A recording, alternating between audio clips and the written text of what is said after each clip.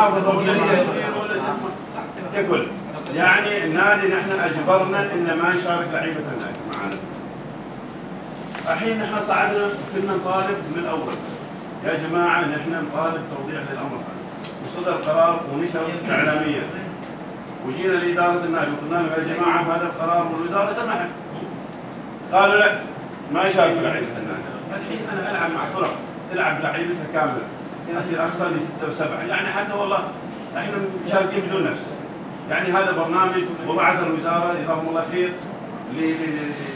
لاعطاء المجال للشباب وليش اسمه. اذا كان في قرار يطبق على كل الفرق. ما يطبق على فرق وفرق ما يطبق عليها يعني. يا شيخ نفس الشيء. يعني نحن الفريقين ذيلا نعاني من النقطة هذه.